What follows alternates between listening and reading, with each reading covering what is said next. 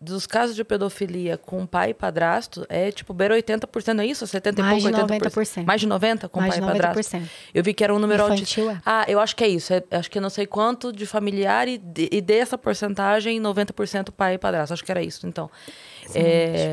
Que é uma coisa que, eu já falei isso aqui, que me incomoda muito quando acontece algum caso na TV e a pessoa... E a primeira desculpa é sempre assim... Não, mas jamais, imagina, ele é o pai, imagina, ele é pai, imagina, ele é amigo da família, jamais faria isso. E eu falo assim, mas é exatamente pela proximidade com a criança que ele tem autoridade para dizer, olha, agora nós temos um segredo. Ele precisa desse laço. Porque se um estranho chega para a criança e diz, olha, agora nós temos um segredo, a criança vai dizer... não vai encontrar um estranho, gente, ela tá sempre acompanhada, eu digo, né? Tudo bem, mas imagine que alguém, sei lá, eu vou falar alguém assim, Vou dar um exemplo que já aconteceu, porteiro. Né? Alguém que não tenha vínculo. Se alguém que não tem vínculo chega pra criança e fala, olha, agora nós temos um segredo. Ela vai lá, mãe, entendeu? Agora, quem que tem autoridade com a criança para dizer agora nós temos um segredo? Mas é por isso, Cris, que a gente tem alguns tabus que precisam ser quebrados, como, por exemplo, a educação sexual na escola. Educação sexual na escola não é passar um filme pornô pro seu filho, não. É você ensinar onde ele pode ser tocado, onde ele não pode ser tocado, quem pode vê-lo, quem não pode vê-lo. Essa educação sexual que é necessária. Você não pode virar e falar que educação sexual é coisa de família, quando você tem um dado que 90% dos estupros acontece no seio familiar. É lógico que não se quer que essa criança tenha ensino sexual quando o próprio estupro acontece onde ela deveria ser protegida. Então, assim... Saiam dessas bolhas que as pessoas criam por discussões ideológicas, políticas, religiosas e entendam os fatos. Se eu tenho 90% das crianças sendo vítimas de abuso sexual dentro do seio familiar, de mais diverso, eu não posso esperar que seja o seio familiar que dê educação sexual para ela. Não tem interesse nenhum nisso. Não tem interesse. Eu vi uma outra coisa interessante outro dia na internet, uma dica que eu achei muito legal. Eu de verdade, não sei qual o fundamento disso científico, mas eu achei muito legal a dica que dizia que a brincadeira da cosquinha com a criança, quando você brinca de fazer cosquinha e tal, que é muito legal, é um momento divertido e tudo mais, até, né, a criança ri e tudo, mas que para você ter um código com a criança dessa brincadeira, sempre. Porque todo mundo isso, né? A cosquinha é legal, ponto. Mas chega uma hora que é incômodo, é ruim, né?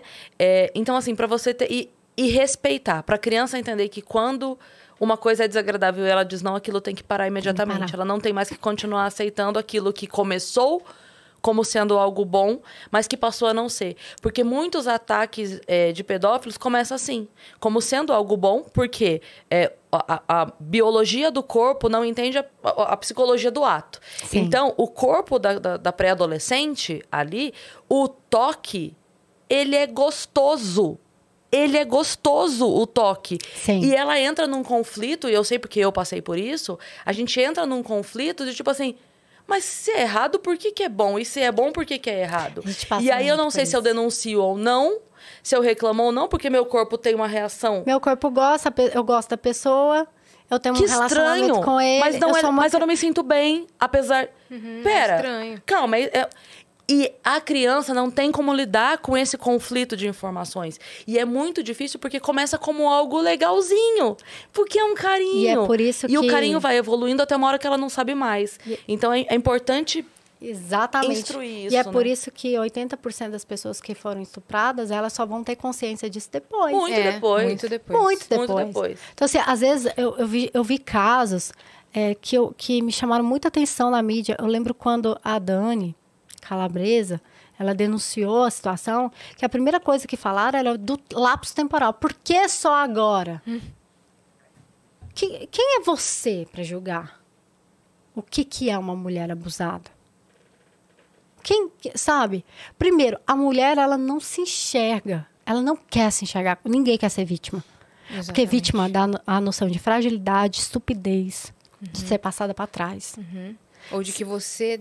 Segundo ponto, se pinta a história de que um abuso, um estupro, é aquele cara que sai do meio do nada, do breu, te pega com violência e te faz um ato sexual com você forçado. E não é isso, Nem gente. o maníaco do parque levava ninguém arrastado. Elas iam caminhando felizes com ele até lá. Não, e assim... Lá é que... Exatamente. Lá é A que primeira acontecia. coisa que as pessoas precisam entender, estupro não tem a ver necessariamente com violência. Estupro não tem necessariamente a ver com violência. Estupro é qualquer ato sexual ou libidinoso feito sem o consentimento da pessoa, ou porque não podia consentir, Inclusive, mandar fotinhos no inbox.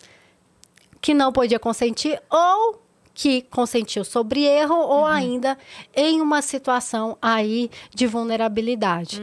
Esse consentimento também pode ser dado mediante a violência que você conhece, mas também mediante o constrangimento. Basta o constrangimento. Existem constrangimentos culturais dentro da nossa sociedade, por exemplo, o estupro marital. A ideia de que se a mulher não dá pro cara, ele vai procurar na rua. E aí você tem um monte de mulher transando com o marido, obrigatoriamente, ao invés de procurar entender, obrigatoriamente, assim, se sentindo constrangida ao ato sexual, para não perder o marido. Isso é nojento. É óbvio que eu não estou falando assim, professor, mas aí como que é? O casal procura ajuda. Procura médico, vai ver por que você não quer transar, o que tá rolando. Você não força ninguém a transar. E outra coisa, uma coisa que eu falo muito com o meu noivo, e ele fala pra mim, Luana, eu como homem, eu quero transar com alguém que queira transar comigo. Se ela não quer, eu não quero 1000 vezes. Qual que é a lógica, então? E você partindo desse pressuposto, as mulheres começam a compreender que quase todas nós já fomos vítimas de situações de assédio, de abuso e de importunação sexual. Pode não ter chegado a um estupro. Mas assim, eu já, quando eu fui conhecer, eu vou puxando na memória. Situações, por exemplo, em que você tá num amasso com um cara no carro. E você se sente obrigada a dar pro cara porque você tá se amassando com ele. Você veio comigo até aqui no motel, você vai dar. Não vai. Não é obrigada. Não é. Na hora que fala não, é não. Eu sempre falo isso, não é não. E quando é vulnerável, é nunca.